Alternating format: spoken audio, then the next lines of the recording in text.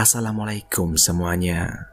Coba bayangkan apa yang akan kamu lakukan jika di malam hari ada seseorang yang mengetuk pintu rumahmu dan ketika kamu membukanya, ternyata tamu tersebut adalah seorang pria parubaya yang tidak mengenakan pakaian sehelai pun. Selamat datang di Arindo Star.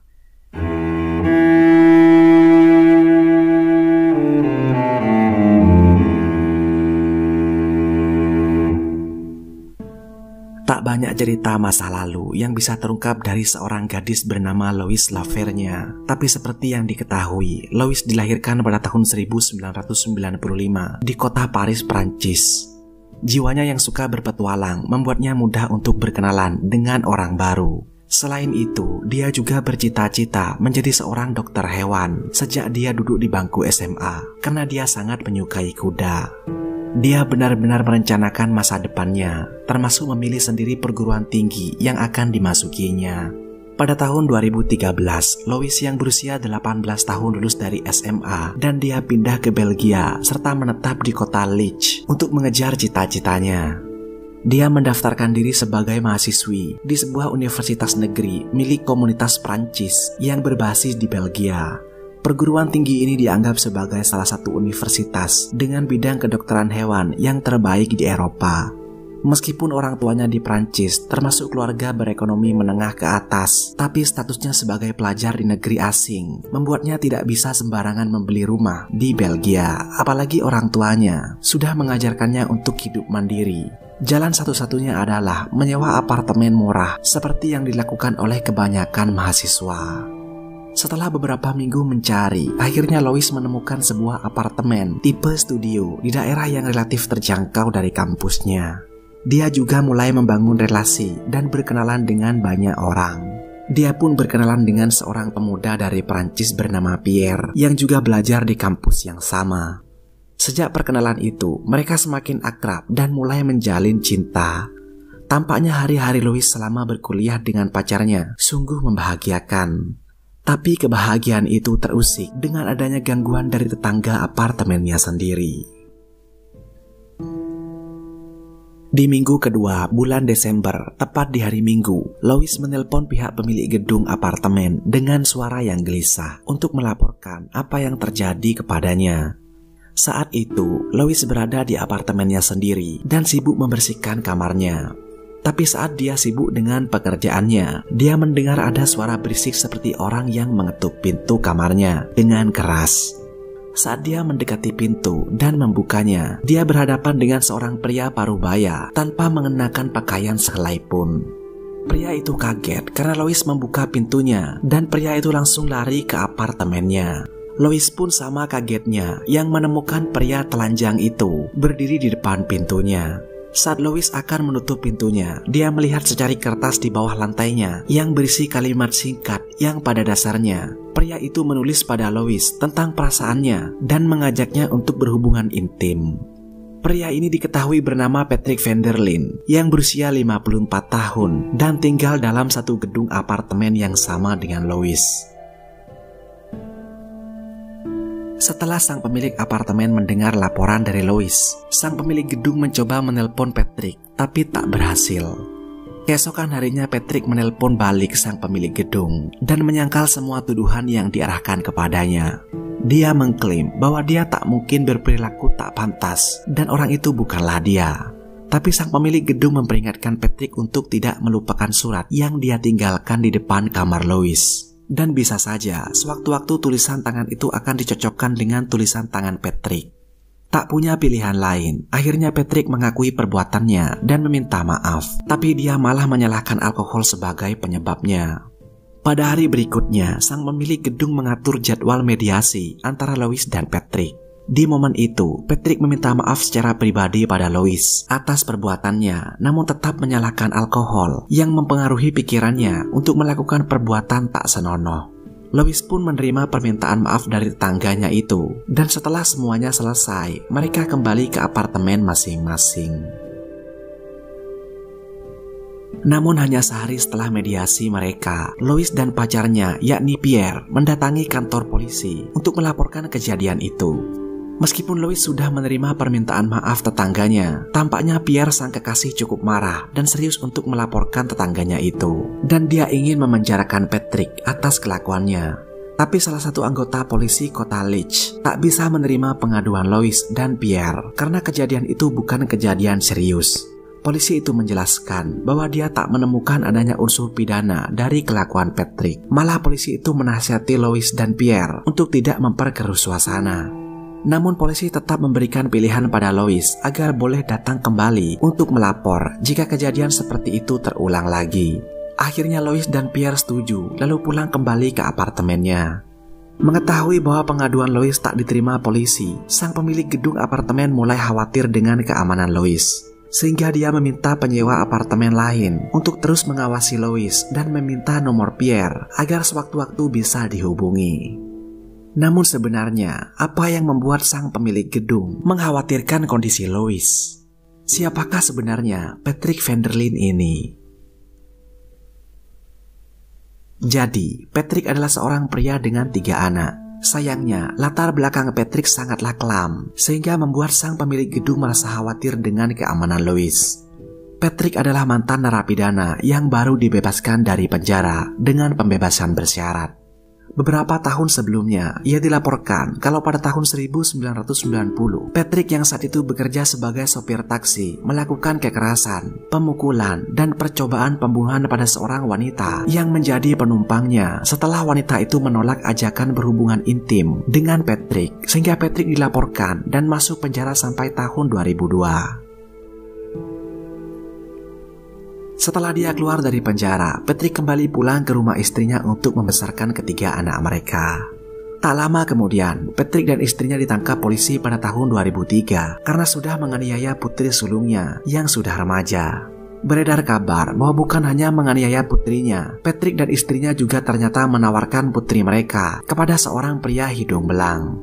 Tapi anehnya, pasangan itu dibebaskan dari penjara pada tahun 2004.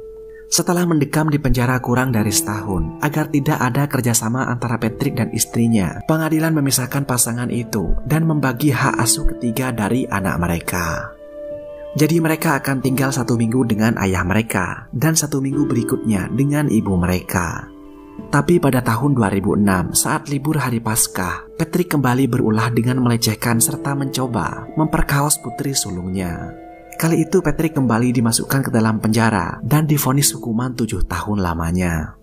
Namun pada tahun 2010, setelah 4 tahun menjalani hukumannya, pengajuan pembebasan bersyarat Patrick dikabulkan dan dia wajib menjalani terapi kejiwaan sampai batas waktu yang tidak ditentukan. Saat itulah dia mulai tinggal di sebuah apartemen studio dan berterus terang menceritakan pada pemilik gedung apartemen tentang masa lalunya. Dia juga menekankan bahwa dia tak lagi berhubungan dengan ketiga putrinya. Dia juga berusaha membangun kembali kehidupannya yang lebih baik dengan menemukan pekerjaan baru. Saat itu Patrick bekerja di sebuah gudang pertokoan.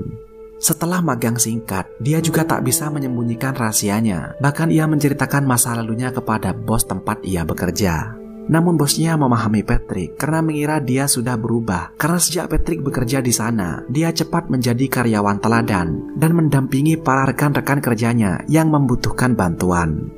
Selama bertahun-tahun, Patrick tampaknya menjalani kehidupannya dengan normal. Dia tak lagi membuat ulah, bahkan sangat berdedikasi untuk pekerjaannya.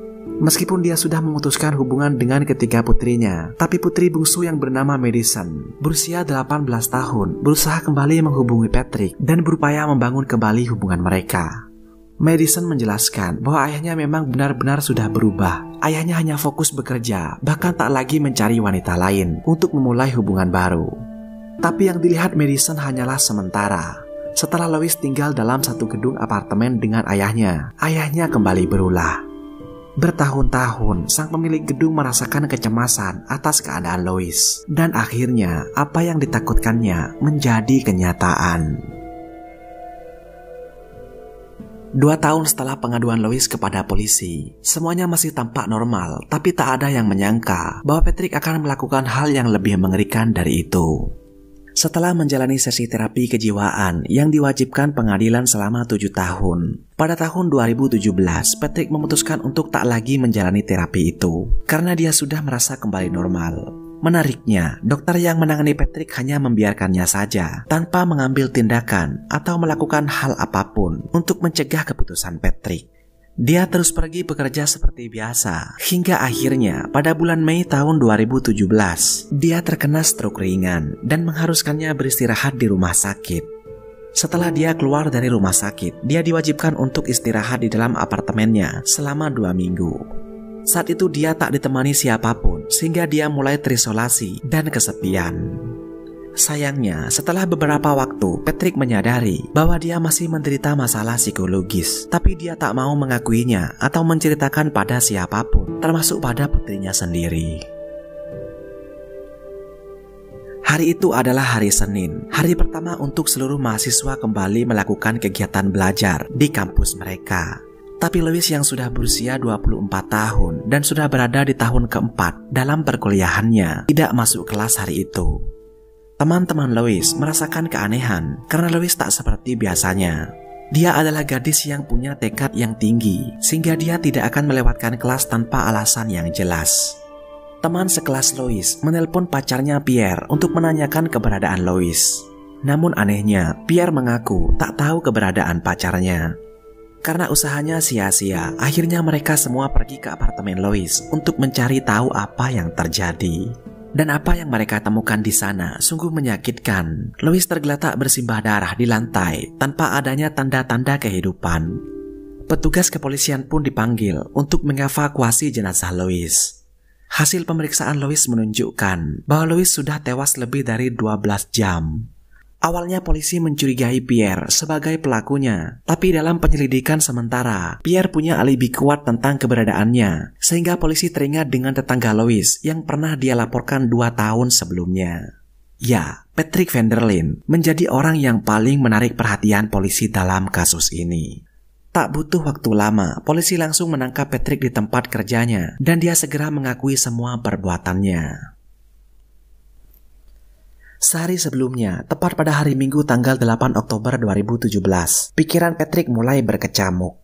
Dia sendiri mengaku tak bisa mengontrol dirinya, sehingga dia meminum sebotol miras sampai mabuk. Dia pun melepaskan semua pakaiannya dan mendatangi kamar Louis. Dalam keadaan setengah sadar, dia pun mengetuk pintu Louis.